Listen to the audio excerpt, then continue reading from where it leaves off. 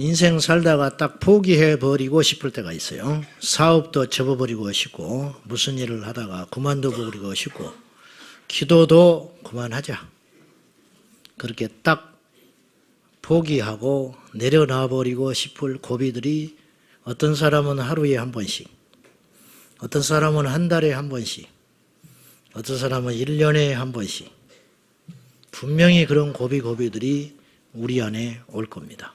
오늘 또 그 고비를 여러분이 견디면서 이 자리에 온 분이 있어요. 그분들에게 제가 말씀드리고 싶어요. 견디셔야 됩니다. 견디면 반드시 승리합니다. 언제까지 견뎌야 되느냐? 죽을 때까지. 그러니까 주님 앞에 갈 때까지. 주님 앞에 갈 때까지 견뎌야 승리하는 거예요. 1년만 견디면 안 돼요. 그러니까 그 일이 풀어지지 않고 계속 가야 할지도 몰라. 그렇지만 끝까지 견디면 승리해요. 포기하지 마세요. 절대 포기하면 안 돼. 그러니까 마귀가 우리를 이기면 우리가 지옥 가게 되는 것이고, 우리가 사탄을 이기면 우리가 천국 가는 거예요. 죄가 우리를 꺾고 우리를 지배해버리면 우리는 지옥에 가는 것이고, 날마다 받는 죄의 유혹과 시험을 우리가 이기면 우리는 천국에 입성하게 되는 거예요. 그러니까 죄를 이겨야 돼요. 세상을 이겨야 돼요. 그리고 가끔 질 때도 있어. 여러분의 생각으로. 그때는 다시 일어나야 돼. 근데 이제 이길 때보다는 힘들지요. 한번 탁 엎어것을 얻어맞고 다운을 받으면, 다운당해 버리면 다시 일어나서 폼 잡기가 굉장히 어려울 거예요. 그렇지만은 그래도 주저앉아 있으면 끝장이니까 일어나서 다시 창피하고 힘 빠지고 치사스럽고 억울하고 속상하고 죽을 것 같지만은 그래도 다시 일어나는 거예요. 그러면 일어나는 사람한테는 사탄이 어찌할지를 못하는 거예요. 아멘.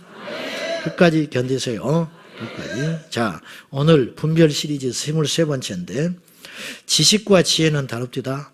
지식은 아는 것이에요. 서울대학교를 나와도 죄송하지만은 여기 서울대학교 나온 분들은 있을 것 같아요. 한 2명 있을 것 같은데 난 서울대학교를 안 나와가지고 서울대학교 나온 사람 보면 별로 사람 같지 안 보여. 어떻게 서울대학교를 나올 수 있을까? 어쨌든 난 서울에 있는 대학을 나왔어요. 서울에 말이 그렇게 달라. 서울대학하고 서울에 있는 대학하고 달라요. 어쨌든지 간에 서울대학을 나와도 지식은 가득한데 IQ는 높은데 지혜롭지 못한 사람, 이 사람은 깝깝합니다. 그렇지만은 지식을 조금 부족해도 그 작은 지식을 가지고 활용하는 능력이 뛰어난 사람은 이 세상을 보는 안목이 달라요. 그래서 지혜가 있어. 그러니까 미국 유학 갔다 온 사람이 저 시골에서 농사 짓는 어떤 촌부보다 못할 때가 있어. 그 이유가 뭐냐? 지식과 지혜는 완전히 다르더라. 바리새인들은 지식을 가졌어요. 그죠? 바리새인들은요, 메시아가 어떻게 누구의 통로를 통해서 올 것을 알고 있었어요. 그래서 예수님이 나사렛 예수라고 불리울 때 나사렛에서 무슨 메시아가 나냐고 그랬어요. 왜냐? 성경, 구약 성경에 보면 이 메시아는 베들레헴에서 나야 돼. 근데 예수님이 베들레헴에서 났지요. 근데 잠깐 베들레헴에서 머물다가 애굽으로 피신하여 고향 나사렛에서 성장하셨기 때문에 그 과거를 모르는 사람들은 예수님이 나사렛 출신인 줄 안 거예요. 그의 아버지가 나사렛 출신이니까. 그러니까 지식은 있었지만 이들은 지혜가 없었어. 예수님의 제자들은 비록 율법이나 그런 것에 쟁쟁한 학자들, 그 당시에 바리새인들은 뛰어넘지는 못했지만은 예수님을 만나서 하늘의 지혜를 갖게 된 자가 된 거예요. 사도 바울은 예수님을 만나고 지식을 버리고 지혜를 선택한 거예요. 그럼 하나님의 지혜가 뭐냐? 십자가다.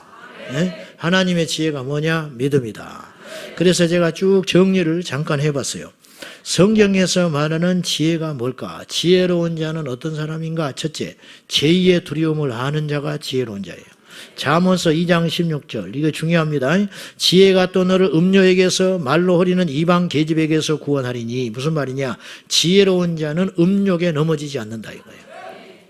제2의 두려움을 알아. 아하, 내가 이딴 걸로 넘어지면 안 되지. 내가 여기서 넘어지면 끝장이지. 이러고 나면 내가 얼마나 엄청난 대가를 치러야 되는지 아는 것.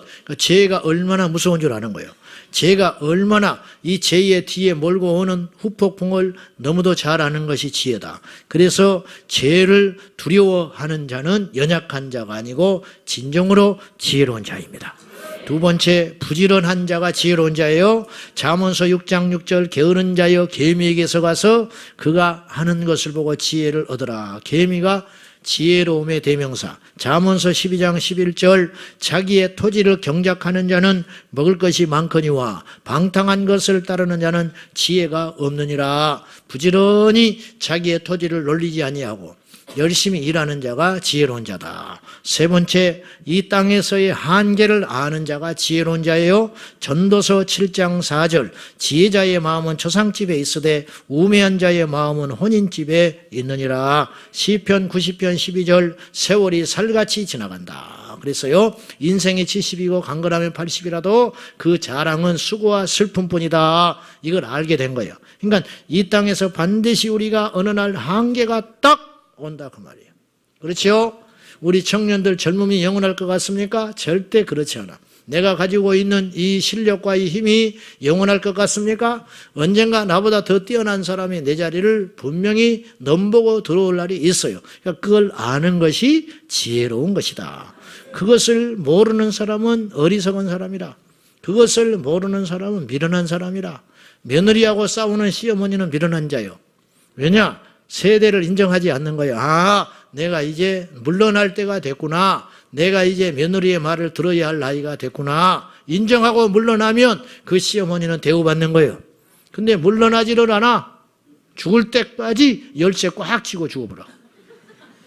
그러니까 사랑하는 여러분, 지혜자의 마음은 초상집에 있다. 나도 언젠가는 죽는다. 그럼 어떻게 살아야 되느냐? 이것을 아는 것이 지혜다. 이런 말이에요. 네 번째, 여호와를 경외하는 자가 지혜로운 자예요. 잠언서 9장 10절 여호와를 경외하는 것이 지혜의 근본이다. 즉 다른 모든 것을 갖고 있어도 여호와를 경외하는 것을 모르는 사람은 어리석은 자다 그 말이에요. 예수를 믿으면서도 하나님을 무서워하는지를 몰라. 하나님이 얼마나 지엄하시고 그 하나님을 우리가 어떻게 섬겨야 하는지 법도를 몰라요. 여러분, 이거 하나만 알아도요, 인생은 완전히 달라져요. 이거 하나만 알아도요, 아하, 여기는 성전이지, 딱 이거 있잖아요. 아, 이건 성경책이지. 아, 지금은 예배 시간이지. 아, 지금은 내가 지금 만나는 사람이 예수 믿는 사람이지. 아, 내가 지금 내 안에 예수님이 계시지. 이것만 딱 의식하고 살아도 인생은 완전히 달라져 버려요. 근데 교회를 다녀도 그 의식이 없는 거예요. 여호와를 경외하는 것을 지식의 근본으로 알고 있는 사람, 이거 보통 지혜로운 사람이 아니에요. 어떤 사람은 나이 70이 돼서 깨달아. 어떤 사람은 죽기 전에 깨달아.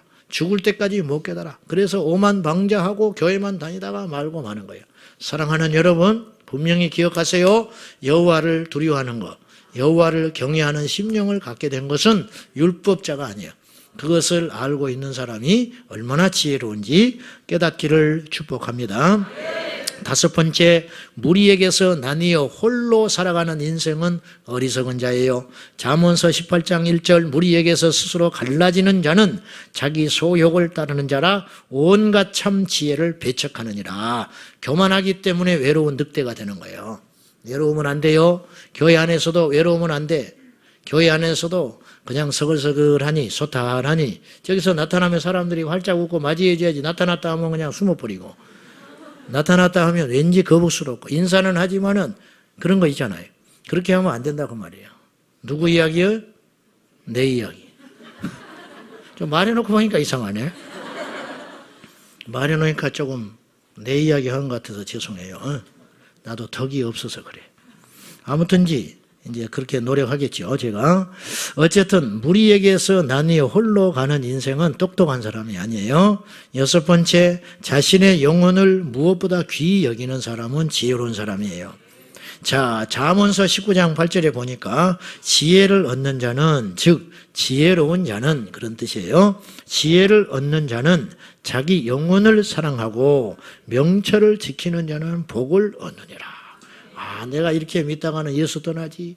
그러면 내가 지옥 가. 내 영혼은 비록 내가 가난하고 내가 이렇게 불우한 환경에서 컸지만은 내 영혼만큼은 그 길로 가면 안 되지.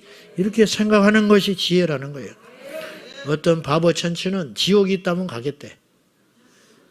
지옥이 있다면 간다고 큰소리치는 인생이 있어. 세상에서는요, 그런 사람들이 용기가 있고 호기가 있고 똑똑해 보여요. 세상 사람들은 놀이 보고 미쳤다고 그래요, 지금.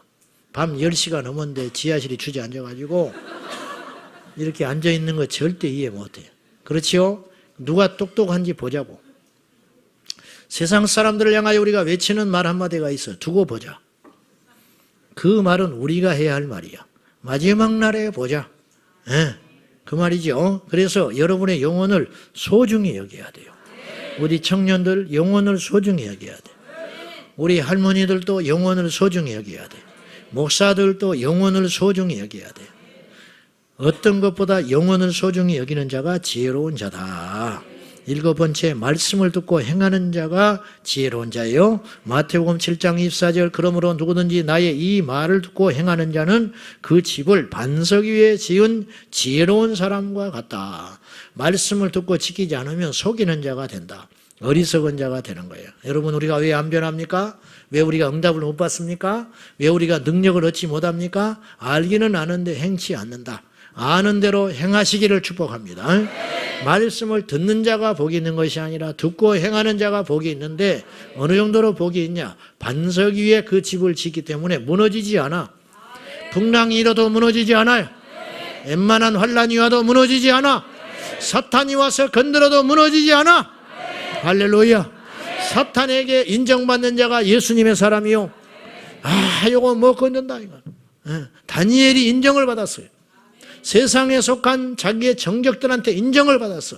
다니엘은 30일 동안, 앞으로 평생도 아니에요, 30일간만 다른 신에게 기도하는 것, 다른 신의 이름으로 기도하는 걸 30일만 금지해도 다니엘은 틀림없이, 저 믿음을 보면, 저 신앙의 상태를 보면은 틀림없다. 자기가 믿는 여호와 신에게 반드시 기도할 사람이다. 세상 사람한테 인정받아버린 거야. 인정받아버려. 믿지 않는 남편한테 인정받아버려.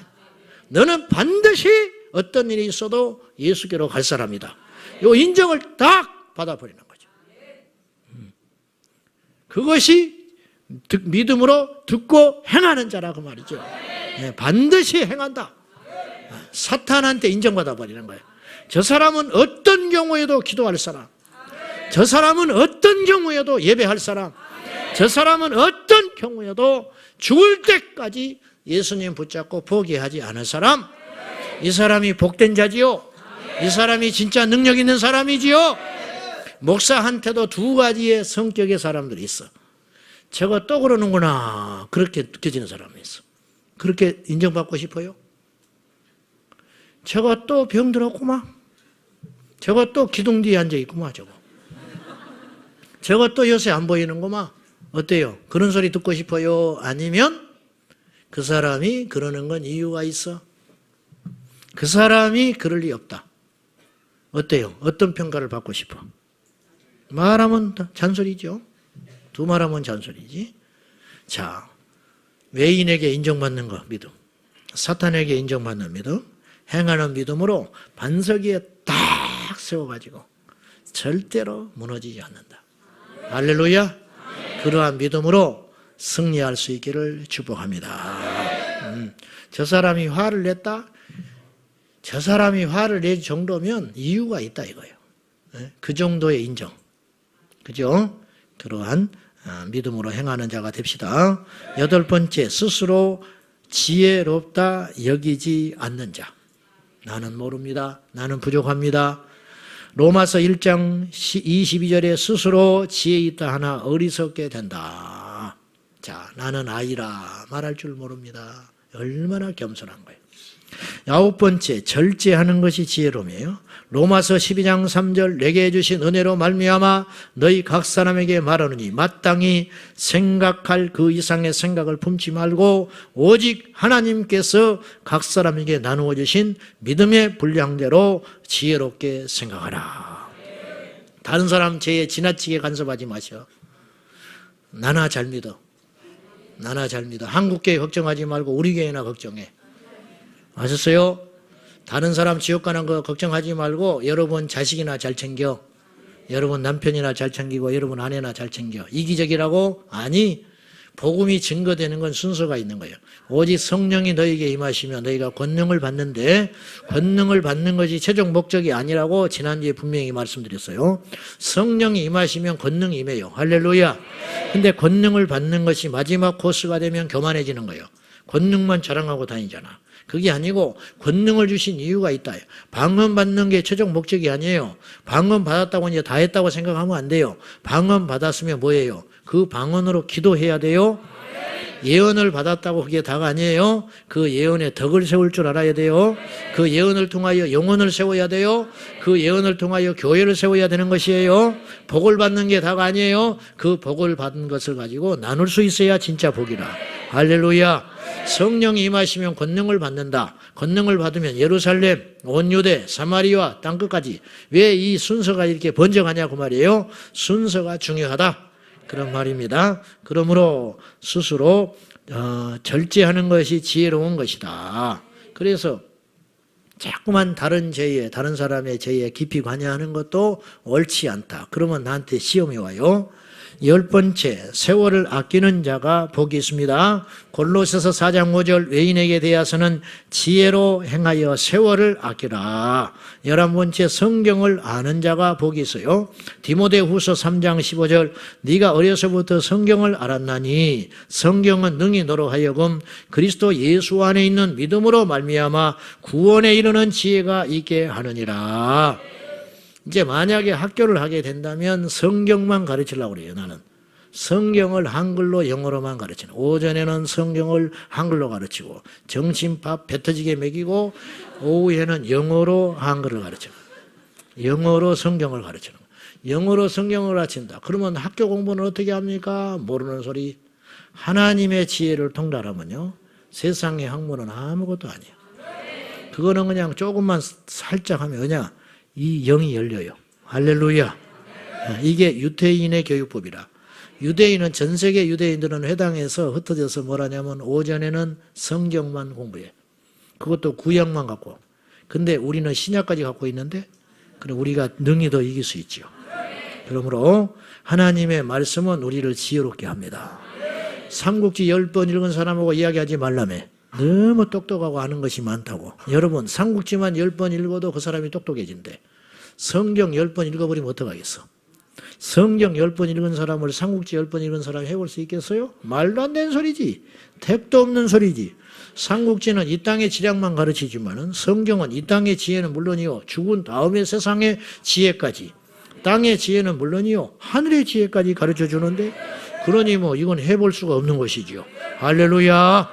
그러므로 성경만 능히 알아도 지혜로운 인생이 된다. 할렐루야. 12번째, 하나님께로 온 것을 소중히 여기는 자가 지혜로운 자예요. 하나님께로 온 것을 소중히 여기는 자. 야고보서 3장 17절, 오직 위로부터 난 지혜는 첫째가 성결하고 다음에 화평하고 관용하고 양순하며 긍휼과 선한 열매가 가득하고 평경과 거짓이 없다. 무슨 말이냐? 똑똑한 게 힘이 아니에요. 공부 잘하는 게 힘이 아니고 성결이 첫째 지혜라. 이걸 어떻게 이걸 아냐? 성경을 통해서 한 거예요. 그래서 하나님이 주신 것을 소중히 여길 줄 아는 거, 이게 지혜예요. 할렐루야. 방언을 뭘로 바꿔? 예배를 뭘로 바꿔? 택도 없는 소리지. 안 그래요? 오늘 예배하는 이 시간은요, 세상에 있는 첫날보다 귀한 시간이라. 아시겠어요? 네. 주의를 엄중하게 하나님께 드리는 것은 세상의 1000시간보다 귀한 거라 말할 가치도 없는 거예요. 13번째, 마지막으로 짐승의 표를 인정하고 대비하는 자가 지혜롭다. 계시록 13장 18절, 지혜가 여기 있으니 무슨 말이냐? 지혜로운 사람은 잘 생각해봐라. 총명한 자는 그 짐승의 수를 세어보라. 그것은 사람의 수니 그의 수는 666이니라. 이건 단편적인 이야기고 무슨 말이냐면 마지막 시대의 징조를 알고 대비하는 것이 지혜로운 것이다. 잠만 자고 있으면 안 돼요. 돈만 벌면 안 돼요. 자식만 키우면 안 돼. 세상이 어떻게 흘러가는지를 봐야 돼. 내년에는 이런 일이 생기겠구나. 지금 세상 돌아가는 반세를 보니까 10년 후에는 이런 일이 생기겠네. 적그리스도가 출현하게 생겼구나. 이 세상이 통치하는 어떤 통치자가 나오게 생겼구나. 아이고 내가 그러면 뭘 해야 되는가. 이렇게 영적인 머리들이 착착착착 돌아가야 돼요. 부동산에는 대장이라 부동산. 부동산 대장, 인간관계 저세술 대장, 일산시에서 잘하는 학원이 어딘가는 다 끼고 앉아있고 땅값이 얼마인가를 다 끼고 앉아있는데 근데 영적으로는 깡통이라. 그리고 설교 시간에는 졸고 앉아있어. 그러니 이게 뭘 해볼 수 있냐고 말이요. 뭘 해볼 수 있냐고 말이요. 그러니 사단이 얼마나 우리를 우습게 알고 있어. 그래요 안 그래요? 원수 마귀가 그냥 건드리면 퍽퍽퍽퍽 쓰러져 버리는 거야. 건드리지도 않아. 요새는 지 스스로 무너져 버리니까. 건드릴 필요도 없다니까. 몸풀다가 다쳐버린다니까. 몸풀다가. 내 아는 목사님. 막 몸풀어야 안 다친다고 몸풀다가 퍽 자빠져가지고 119에 실려갔잖아. 119에 몸풀다가. 뭐 건드릴 필요도 없어요. 필드에 가서 뛸 필요도 없는 거야. 우리가 그렇게 우습게 보이면 되겠습니까? 자, 이제 오늘 설교하려합니다. 이제 이건 나중에 또 제가 자세히 한 번씩 풀어줄게요. 오늘은 때를 분별하는 지혜에 대해서 말씀을 나누고 싶어요. 때를 분별한다는 것은 무슨 의미가 있는가? 두 가지의 의미로 우리가 받아들여야 되겠습니다. 첫째는 지금이 어느 때인가를 아는 지혜. 때를 분별한다는 것은 지금은 어느 때냐. 근데 시간도 여러 가지 종류가 있어요. 첫째, 자연적 시간이 있어. 우리가 가장 쉽게 아는 시간이 자연적 시간이라. 2019년 9월, 요게 이제 자연적 시간. 두 번째는요, 의미 있는 시간이 있어. 의미 있는 시간. 내 생일, 예를 들면 12월 1일, 뭐 이런 거. 얼마 안 남았어요. 농사꾼에게 의미 있는 시간은 추수 때. 그죠? 그 다음에 건강을 챙겨야 할 때. 날씨를 분별하는 거. 이제 이런 것이 똑같은 자연적 시간이 아니라는 거예요. 그 다음에 역사 의식을 갖고 대하는 시간이 있어요. 독립운동가들에게 지금은 때는 어느 때냐. 내가 지금 배 터지게 밥이나 먹고 있을 때가 아니다. 내 재산 지금 헤아리고 있을 때가 아니다. 그러니까 역사 의식을 가지고 이 세상이 어떻게 흘러가는가. 그러니까 사람이 제가 볼 때는요. 사람으로서 가질 수 있는 가장 고차원적 시간적 개념은 거기 정도라고 봐요. 역사의식. 아, 내가 지금 이러고 있으면 안 되지. 그 자기 전 재산을 털어서 자녀들을 가르친다든지 자기 전 재산을 털어서 고아원을 세워준다든지 이러한 숨어있는 영웅들이 가끔 등장하지요. 이거는 아주 제가 볼 때 이 세상을 살아가면서 예수 안 믿는 사람이 가질 수 있는 최고의 가치야. 최고 잘 사는 거야. 그렇게 살아가는 것이. 근데 우리는 예수님을 믿잖아요.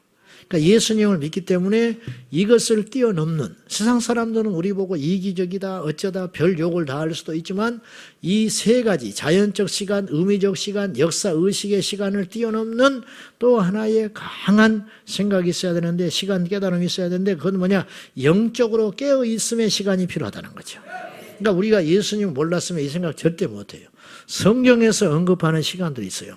밭을 봐라. 추수할 때가 되었으니 추수할 아버지에게 구하여 추수할 일꾼을 보내주도록 하라. 이건 어떤 사람도 발견하지 못한 때에 대한 시점이라.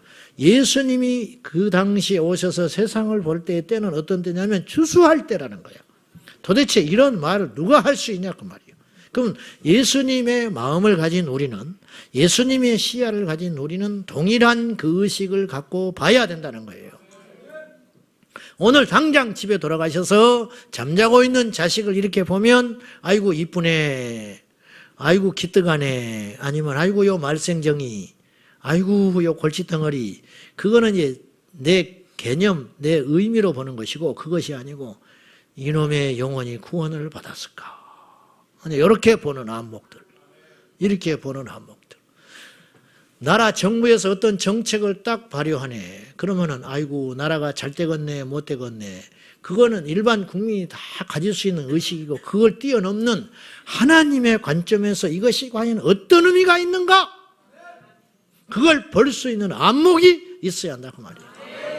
근데 이 나라의 기독교인 중에 1%나 있을까 말까?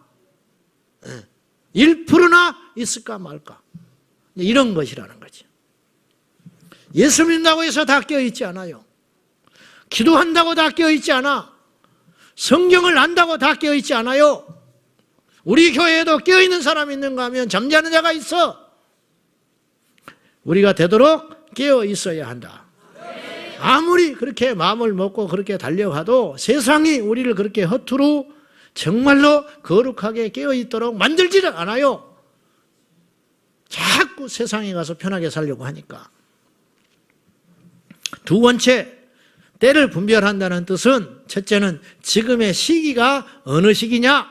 농사를 씨를 뿌릴 때냐, 거둘 때냐, 우산을 준비해야 할 때냐, 말아야 할 때냐, 그 때에 대한 안목, 이것이 첫째라면, 두 번째, 그러면 지금은 무엇을 해야 할 때냐? 이제 이것을 아는 지혜, 여기까지 가야 되는 거예요. 때를 정확히 분별할 때 뭐가 나오냐면 전략이 나올 수 있는 거예요. 때를 정확히 분별할 때 마땅한 처방이 나올 수 있다는 거예요. 원수를 효과적으로 제압할 수 있는 힘이 나오는 거예요. 오늘 본문에 엘리사의 종 게하시는 때를 분별하지를 못했어요. 엘리사가 뭐라고 책망하는가? 이게 유명한 이야기잖아요. 네가 지금 은이나 받고 옷이나 받고 다닐 때냐? 엘리사는 나만에게 그걸 가져왔지만 술에 가득 싣고 들어왔지만은 안 받았어요. 안 받았어. 그걸 받을 때가 아니라는 거예요. 지금 온 이스라엘이 우상 숭배하고 나라는 휘청휘청하고 있는데 내가 지금 그따위에 그냥 관심을 가질 때가 아니라는 거야. 내가 비록 이 초야에 묻혀있는 선지자지만은 내가 그런 식으로 살지 않는다, 인생을. 근데 게하시는 이거 보세요. 인간이 얼마나 강팍하고 어리석은지 보세요.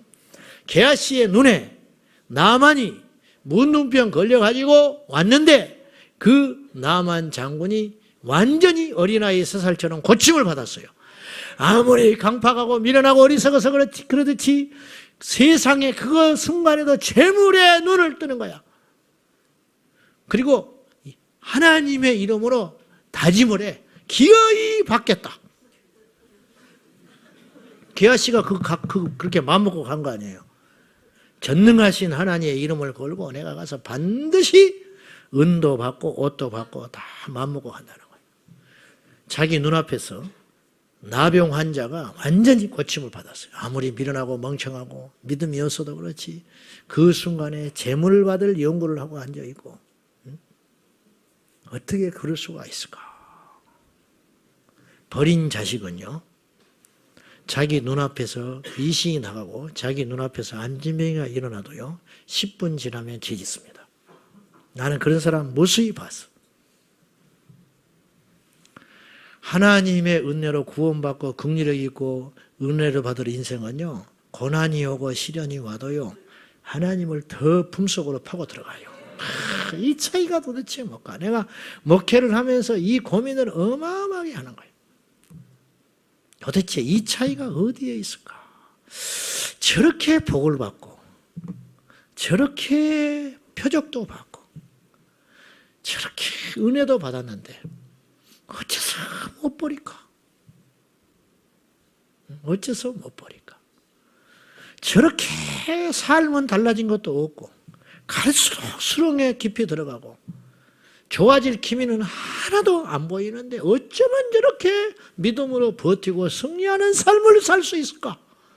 이 완전히 대조적인 오른편, 왼편, 양과 염소, 택한 자, 버린 자 다 갈라져 버린다.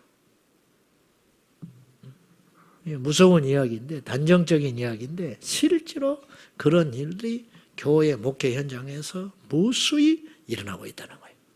여러분은 어느 편에 속한 자입니까? 어느 편에 속한 자?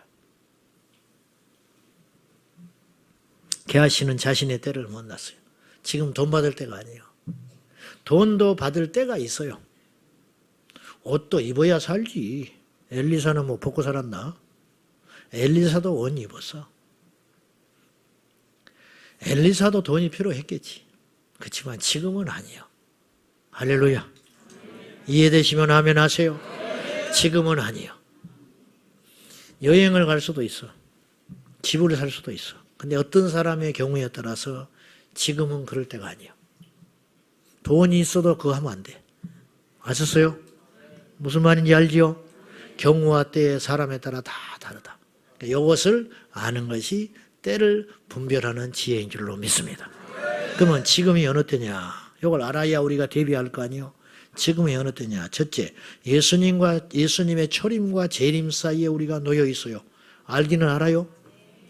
우리가 지금 예수님의 초림 이후에 2000년이 흘러가지고 우리가 예수님의 언젠지는 모르지만 재림. 보세요. 초림과 재림의 날은 정해져 있어요. 초림은 과거로 딱 정해진 날이고 바꿀 수 없지요. 예수님의 재림도요. 하나님이 정해놨어요. 우리에게 말하지 않는 것뿐이지.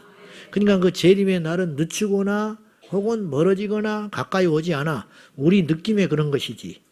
주님은 딱 계획을 세워놨어요. 언제 세워놨냐? 최근에 세운 게 아니에요. 언제 세웠냐? 만세전에 세워놨어요. 아멘? 그러니까 그 뜻은 한치 오차 없어요. 단지 우리에게 계시해 줬어요? 안 해줬어요? 몰라. 인자도 모르고 천사도 모르고 하늘에 있는 아버지의 주권만, 아버지만 아셔.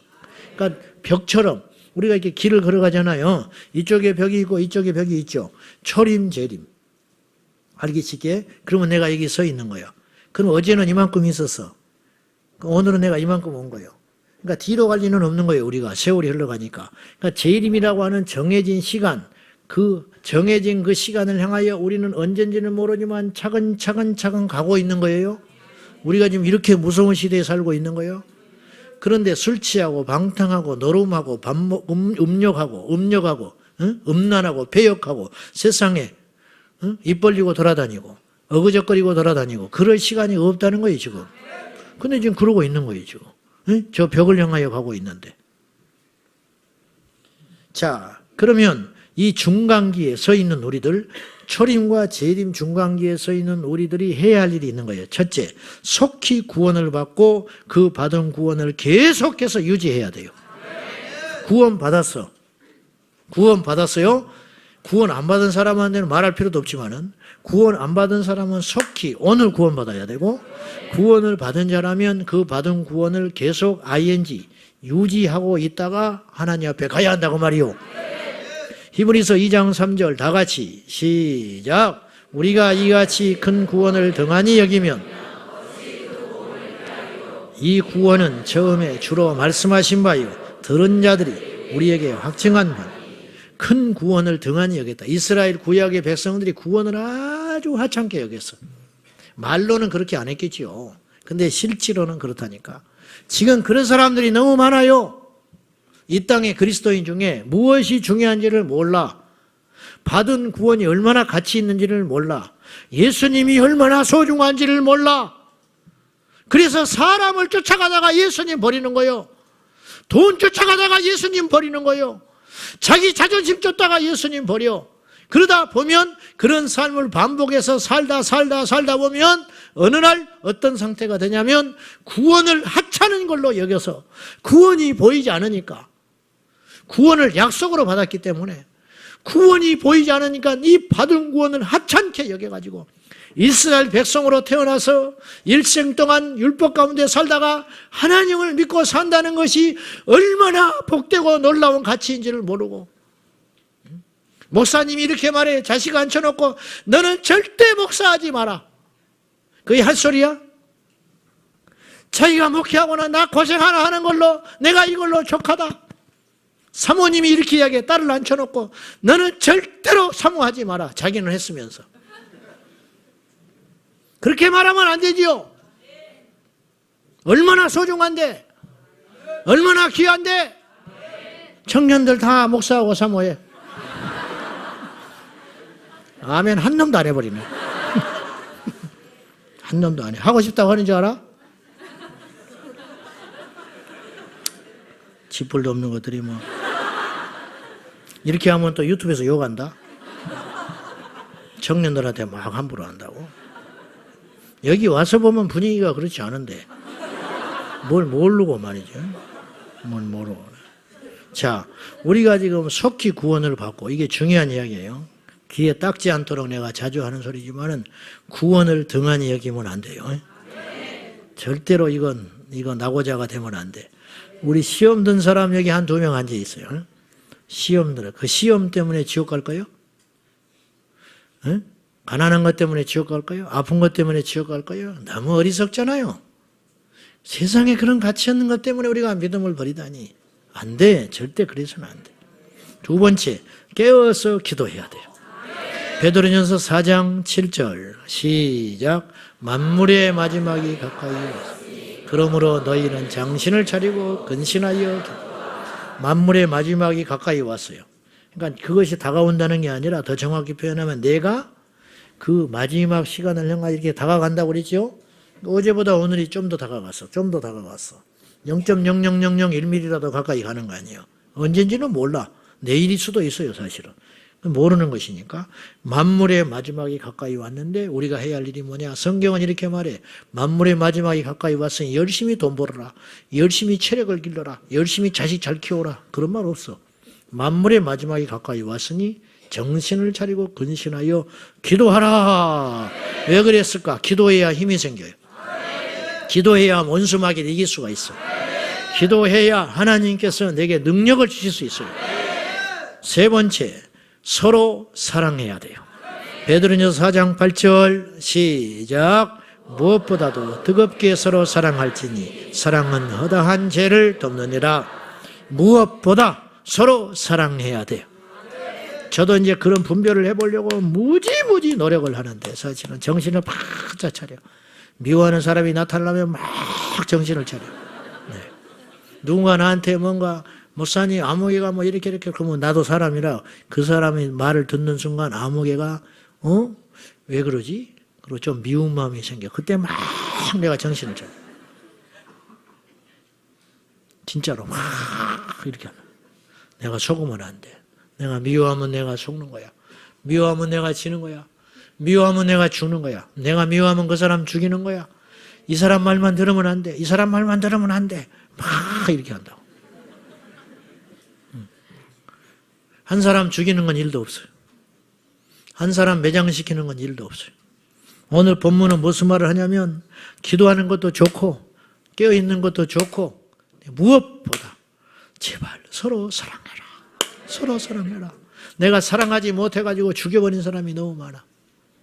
사랑하지 못해가지고 교회에서 떠난 사람이 너무 많아. 정말이야. 앞으로도 얼마나 될지는 모르겠어. 어쨌든 노력해야 할 거 아니에요. 무엇보다 서로 뜨겁게 사랑하라. 셀에서 밀어내지 마요. 그냥 도저히 인간 같지 않으면 품고 기도해. 밀어내지는 말아. 막 때려 죽일 것 같은 사람도 있어, 사실. 그렇잖아. 네, 그죠? 뭐 이해 안 되는 인간이 있어. 근데 자식이라면 이해할 거 아니야. 네? 자식은 그보다 더해도 우리가 받아줄 수 있잖아. 그죠? 근데 그보다는 낫잖아.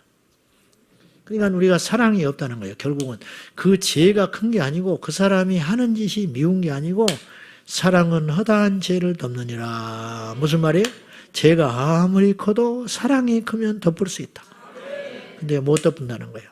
못 덮어. 아무리 작은 잘못도 사랑이 그보다 적으면 그 허물을 못 덮어주더라. 우리 교회는 덮어줍시다. 일단 덮어줘. 지가 못 견디고 나가면 어쩔 수 없지만은 덮어줘. 덮어줘. 지가 막 사탄이라고 욕하고 나가면 어쩔 수 없지.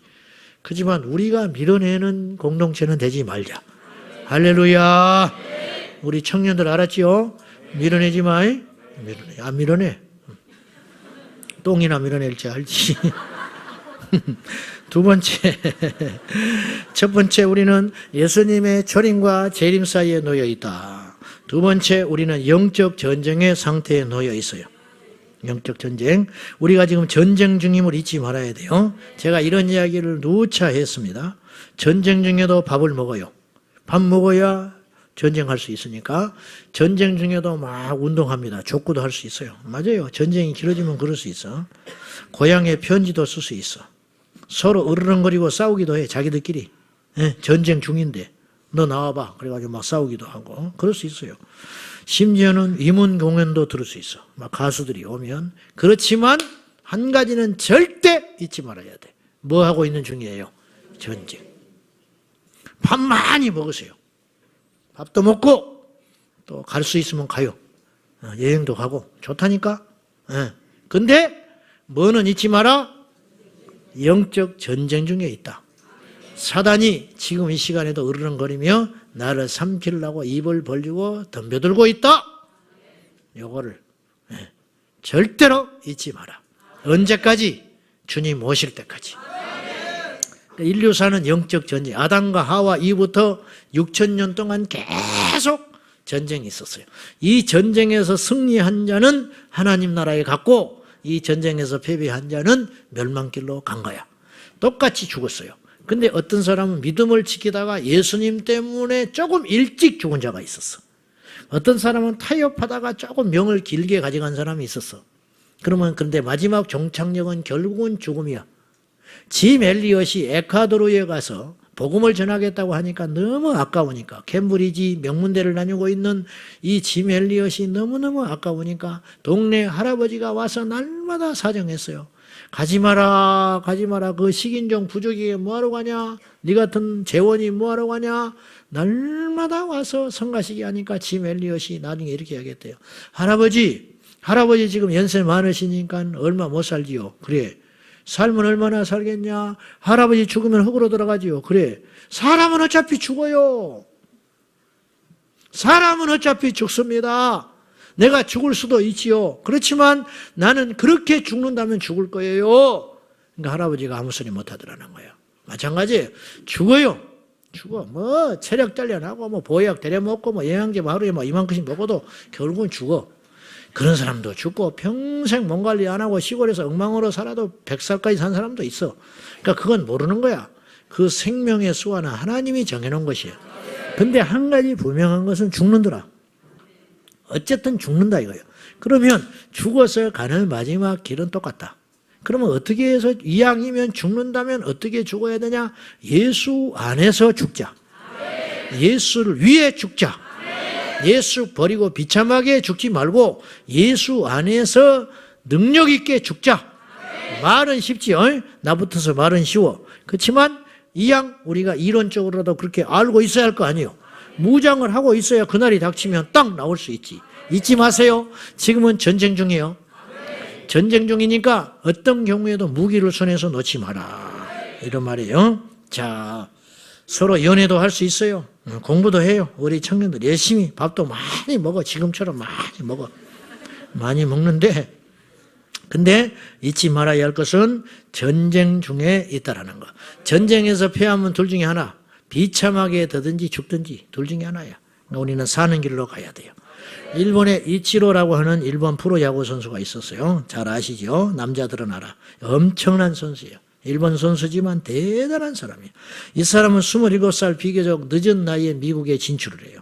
미국에 들어갔는데 이 사람이 어느 정도의 기록을 세웠냐면은 2001년부터 2010년까지 10년 연속 200개 안타 이상을 쳤어요. 이런 사람은 없었어 지금까지. 동양인 체구가 작은 위치로. 그리고 얼마나 투수들이 견제를 했겠어요. 근데도 이 사람은 10년 동안 연속해서 200개 이상 안타를 쳤어요. 우리나라에서 200개 이상 안타 친 사람이 한 명도 없어. 지금까지. 이종범이가 있었는가? 없었어. 어쨌든 최근에는 더 없어요. 미국, 일본 총 합쳐서 4,361개 안타를 쳤어요. 세계 신기록이라. 이게 세계 신기록. 그 미국에요. 미국 프로야구 메이저리그에 들어가려면 지금 수천 명, 수만 명이 준비하고 있어요. 그 중에 한 명이 들어가는 거라. 그러니까 우리나라 추신수 이런 사람은 박찬호 이런 사람은요 대단한 사람이에요 사실은. 몇천 대 일을 뚫고 가서 살아남은 사람이. 말도 안 통하는 그곳에 가서. 근데 이 사람은 그 속에 들어가가지고 그 쟁쟁한 덩치 큰 친구들 사이에서 세계 신기록 안타 신기록을 가진 사람이 이 사람이라. 놀랍지요. 2004년에는 무려 262개 안타를 쳤는데 이건 84년 만에 신기록이라고 그래요. 미국에서. 근데 이걸 제가 말하려는 게 아니라 이치로는 어릴 때부터 뭔만 생각했냐면 야구만 생각해. 하루도 연습을 쉬지 않았대. 그리고 그는 나이가 먹으면 반드시 미국 프로야구에 진출한다는 계획을 갖고 평생 살았어요. 그래가지고 이 사람은 어떻게 하냐면 연상의 여인과 결혼을 합니다. 누구냐? 아나운서, 영어를 잘하는 여자 연상의 아나운서와 결혼을 해요. 그리고 미리 털을 닦아. 자기가 영어를 못하니까. 자기 아내 영어 잘하는 사람을 전략적으로 결혼을 해요. 그래가지고 그 여인과 함께 미국에 진출을 해요. 무서운 사람이라. 나는 이렇게 살고 싶지는 않아. 나는 사실은 그렇게 살고 싶지는 않은데, 자, 이제 우리가 이 사람은 그의 인생은 야구와의 평생 전쟁이었어요. 아직도 싸우고 있어요. 여러분, 우리는 어떤 인생은 돈과 전쟁을 평생 해요. 그래서 돈을 어느 정도 이겨요. 어떤 사람은 명예를 얻기 위해서 평생 전쟁을 합니다. 국회의원 7번 떨어진 사람이 우리 고향에 있어요. 4년에 한 번씩이니까 30년을 인생을 허비했어. 만석군의 아들이었어요, 원래. 만석군 아들. 나중에는 피아노 전공하고 있는 딸 피아노까지 팔았어요. 선거운동 하면서. 근데 결국은 못했어. 이번 서울대 음대 나온 분인데 못하고 말았어. 그 많던 재산 다 없애버리고. 그리고 나중에는 딸 집에서 홀로 외롭게 살았어요. 그러니까 이 명예를 싸워보고 이겨보고자 했는데 결국은 졌지요. 국회의원 되는 게 이 사람은 평생 소원. 어떤 사람은 자녀 교육, 이사는 기본이라, 기러기 아빠들 천지라 자녀 교육 시킨다고. 우리는 무엇에 전부를 걸어야 되느냐. 무엇에. 전쟁할 때는 무엇에 전부를 걸어야 되느냐. 티벳에 간 단기 선교사가 있었는데 그것에 오체투지하고 있는 순례객들을 봤어요. 불교 순례객. 오체투지라는 건 뭐냐면 양 무릎, 두 팔꿈치, 이마를 땅에 완전히 다 가지고 삼보일배를 해가지고 가는 것인데, 남아 불교 이 신도들이 평생에 한 번 이걸 해요. 이거. 근데 이 수독 라싸까지 성기순례를 반드시 하는데 어느 정도로 시간이 걸리냐면 6개월에서 1년 걸린다고 그래요. 그래서 맹수의 공격으로 죽기도 하고요. 병 걸려서 중간에 죽기도 해요. 10만 배를 하면 도착할 수 있대요. 10만 배라니까 여러분이 실감이 안 나는데 하루에 3,000배씩 한 달 하면 10만 배야. 근데 하루에 3,000배를 못 해요. 그러니까 하다가 관절 다 나가버리고 완전히 몸이 다 만신창이 되죠. 그래도 끝까지 간 사람이 있어. 길거리에 가면 도처에 그렇게 삼보일배 하면서 깨구리처럼 가는 사람이 있어. 그런 사람이 길에 널려 있어. 그것을 단기 선교사가 그걸 봤어요. 같이 동행하던 조선족 목사님이 계셨어. 조선족 목사님이 한국 단기 선교사 오신 선교사님한테 말하는 것이 이분에게 평생 잊혀지지 않는다는 거예요. 창 너머로 삼보일배하고 있는 남아 불교 신자들을 보고 뭐라고 말을 했냐면 이렇게 말을 했어요. 이 사람들은 가짜를 진짜처럼 믿는데 우리는 진짜를 가짜처럼 믿고 있습니다. 그러더라는 거예요. 그렇지 않아요? 믿음이 있습니까? 있기는 있어? 믿음이 있기는 있어? 난 찬송할 때 막 손 들고 이런 거 별로 안 믿어요. 사실. 삶을 믿어야지. 이거 별로 안 믿어. 또 이것도 안 할까 싶으네. 그래도 안 한 거보다는 나. 그래도 안 한 거보다는 나은데. 왜냐면 이렇게 자꾸 하다 보면 또 불이 오기도 하니까. 안 한 거보다는 나은데 이거 나 별로 안 믿어. 뭐 막 울고 뭐 자빠지고 그런 거 나 별로 안 믿어. 삶으로 증명해라. 성질도 하나 못 바꾸는데 뭘. 주차도 똑바로 하나 못 하는데. 응? 주차도 하나 똑바로 못 하는데. 주방 봉사도 똑바로 안 하는데. 근데 뭐 순교를 한다고? 어짓작은 소리 하지도 마. 진짜를 믿으면서 왜 가짜처럼 믿냐고 말이에요, 우리가. 가짜 사이비 이단도 진짜처럼 믿어버린다. 입에 거품 물고 전도하고 돌아다니는데. 부산에서 서울까지 와서 전도하고 돌아다니는데. 응? 우리는 왜 진짜를 가짜처럼 믿냐고. 진짜를 가진 우리가 진짜처럼 믿어버리면 역사가 일어날 거예요. 이 세상이 뒤집어져 버리더라고. 초대교회처럼. 우리가 한번 뒤집어 볼 필요가 있는 거 아니에요? 한번 뒤집어 봅시다. 이왕이면. 할렐루야. 말씀해 줄게요. 우리의 진짜 적은 따로 있어요. 우리의 진짜 적은 원수 마귀예요. 우리의 진짜 적은 죄예요. 그거 기억하고, 자, 우리 졸지 말고 깨어 있어 기도하며 우리 서로 사랑하고 사람과 환경이 아닌 영적인 진짜적을 잘 분별해가지고 지금의 때가 어느 때냐. 예수님의 초림과 재림 사이에 있다. 잊지 마세요.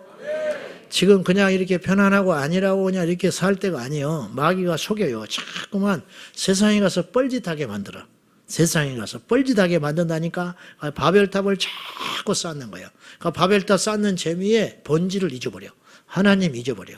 바벨탑 쌓는 재미에 자기 이름 높아지는 재미에 자기가 지금 지옥을 향하여 걸어가고 있는 걸 몰라. 옛날보다 너무 많이 타락해 있는 걸 모를 때가 많다. 수두룩해. 그래가지고 퍽퍽퍽퍽 쓰러지는 거예요. 우리는 그런 편에 서지 말고 날마다 겸손하게, 더 간절하게, 더 애통하게, 더 뜨겁게, 더 눈물 흘리며 우리 하나님을 찾고 찾는 이 말세를 만난 깨어있는 예수님의 성도들이 되시기를 주님의 이름으로 축원합니다. 때를 분별하세요. 잘 때가 아니요, 밥 먹을 때가 아니요, 놀러 다닐 때가 아니요, 웃고 연락할 때가 아니요, 은이나 받고 있을 때가 아니요, 옷이나 지금 받을 때가 아니에요. 지금은 그럴 때가 아니요. 엘리사처럼 깨어서 이 시대를 하나님의 눈으로 보고 있었다면은 게하시가 나병 환자로 인생을 마감하지 않았을 것이다. 그것을 꼭 명심하며 예수 안에서 깨어있는 저와 여러분 되시기를 축복합니다. 세상의 재물이 우리를 어찌하지 못하고, 세상의 기회가 우리를 어찌하지 못하고, 세상의 명예가 우리를 어찌하지 못하고, 세상의 위협이 우리를 어찌하지 못하도록 반석 위에 우리의 믿음을 세워서 승리하는 저와 여러분 되시기를 예수님의 이름으로 축복합니다. 기도하겠습니다. 우리 말씀 붙들고 동성으로 기도하겠습니다. 이 시간 기도하실 적에 주여 깨어있게 하여 주십시오.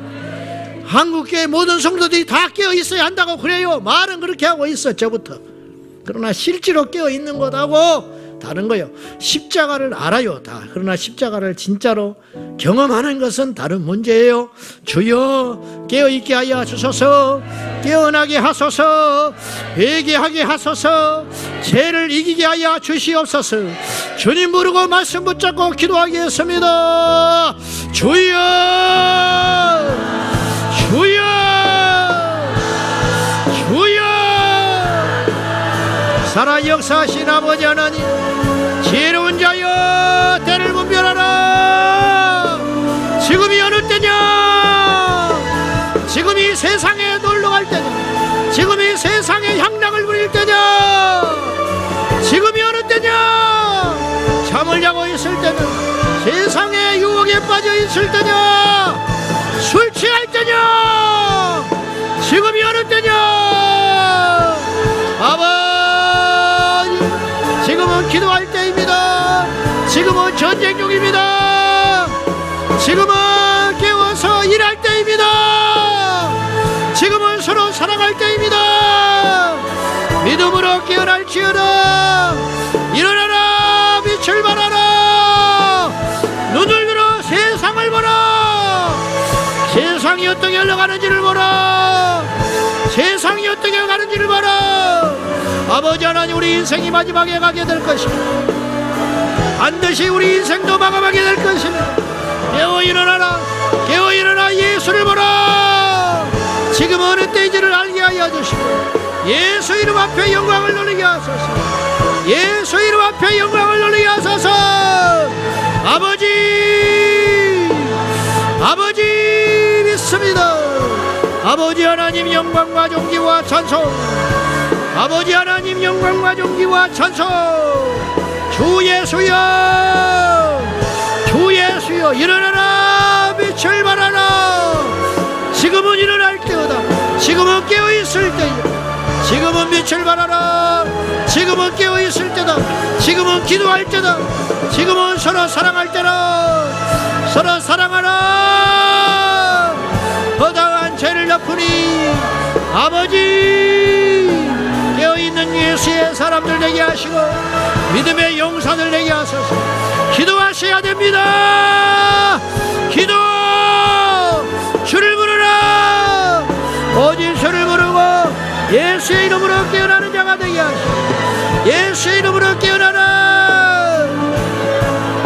일어나라, 빛을 발하라. 자다가 깰 때가 되었으니 모든 인생들아 깨어나라. 모든 인생들아 죄를 이길지어라. 예수의 이름으로 이기는 자가 되게 하시고 여호와니시 여호와의 깃발을 높이 들고 승리의 길을 가게 하여 주십시오. 아버지, 영광 존귀 찬송받아. 아버지 하나님,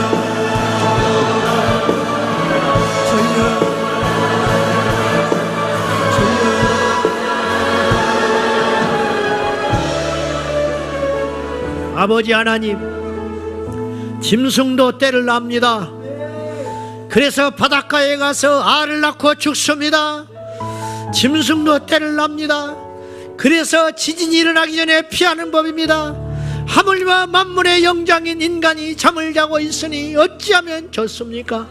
세상 사람들은 몰라서도 그렇다 치지만은 말씀을 듣고 성경을 알고 예수 그리스도를 믿는다면서 우리가 깊은 잠에 빠져 있다면 어찌합니까? 일어나라, 깨어나라, 빛을 발하라. 말씀하시는 주의 음성 듣고 정신을 바짝 차리고 이 말세 지말에 깨어 일어나 영적 전투를 수행하게 하여 주시고 승리하게 하여 주옵소서. 아버지, 우리 영혼이 깨어나게 하여 주옵소서. 세상으로 향하여 있던 우리의 마음들이 주께로 돌아오게 하소서. 세상을 취한다고 절대 승리하지 못합니다. 하나님 편에 서는 자 되게 하여 주시고, 지금이 은혜를 받을 때냐, 지금이 옷을 받을 때냐, 지금이 서로 싸울 때냐, 지금이 미워할 때냐, 지금이 잠을 자고 있을 때냐, 말씀하시는 성령의 음성에 깊이 부끄러움을 느끼고 회개하며 말씀으로 돌아오게 하여 주옵소서. 예수님의 이름으로 기도하옵나이다.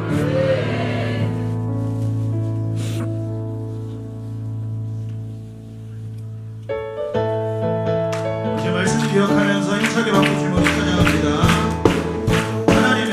하나님의 나팔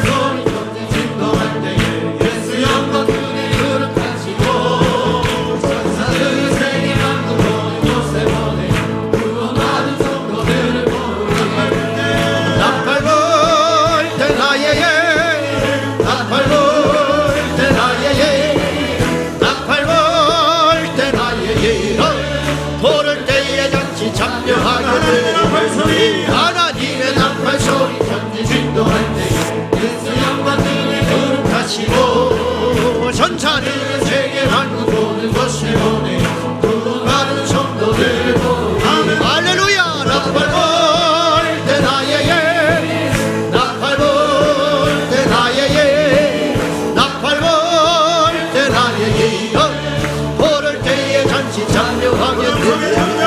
무덤 속에 잠자던 자 그때 다시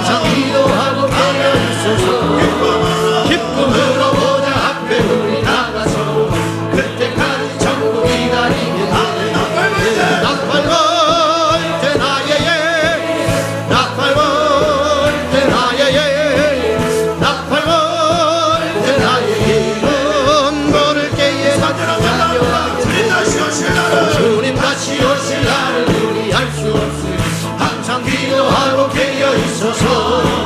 기쁨으로 보좌 앞에 우리 나가서도 그때까지 참고 기다리겠네. 나팔 불 때 나의 나팔 불 때 나의 나팔 불 때 나의 이름 부를 때에 잔치 예수 십자가를 내밀어서 예수 십자가를 빌어서 그대는 지키어 있는가. 더러운 죄 기괴한 능력 그대는 참지 않는가. 예수의 보혈로 그대는 지키어 있는가. 할렐루야. 마음속에 여러 가지 죄야 깨끗이 지키어 있는가. 주 예수와 밤낮으로 늘 함께 그대는 행동을 하는가. 아무 때나 어디서나 그대 십자가를 들고 있는가. 예수의 보혈로 그대는 지키어 있는가. 할렐루야. 마음속에 여러 가지 죄야 깨끗이 지키어 있는가. 주님 예수 다시 오네 그대는 영접할 예복이 있는가. 그대 몸은 거룩한 것 전부 드러날 준비가 됐는가. 예수의 보혈로 그대는 지키어 있는가. 할렐루야. 마음속에 여러 가지 죄야 깨끗이 지키어 있는가. 모든 죄에 더러워진 예복을 주 앞에 지금 다 벗어서 샘물같이 솟아난 보혈 눈보라 너희에게 세서라. 예수의 보혈로 그대는 지키어 있는가. 할렐루야. 마음속에 여러 가지 죄야 깨끗이 지키어 있는가. 모든 죄에 더러워진 예복을 주 앞에 지금 다 벗어서 샘물같이 솟아나는 보혈로 눈보라 너희에게 세서라. 예수의 보혈로 그대는 지키어 있는가. 할렐루야. 마음속에 여러 가지 죄야 깨끗이 지키어 있는가. 예수의 보혈로 그대는 지키어 있는가. 마음속에 여러 가지 죄야 깨끗이 지키어 믿어서 높이 들라 예수 보혈로 예수의 보혈로 지키어 있는가. 마음속에 여러 가지 죄야 깨끗이 우리 전심으로 십자가를 붙잡시다. 예수의 보혈로 그대는 지키어 있는가.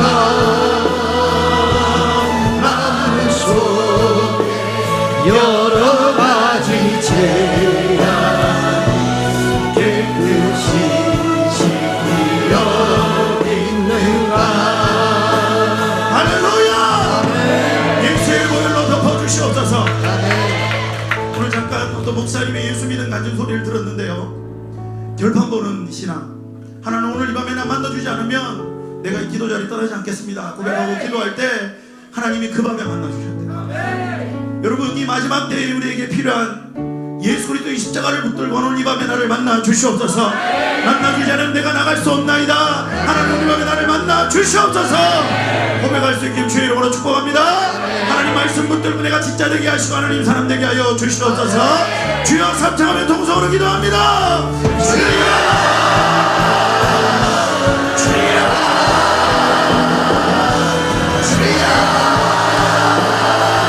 주님의 십자가를 붙들라 나를 살리시고 새롭게 하시는 주님의 보혈을 의지하며 아버지 하나님 영광 존귀 찬송 받으소서.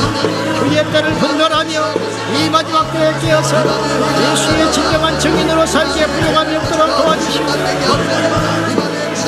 하나님 영광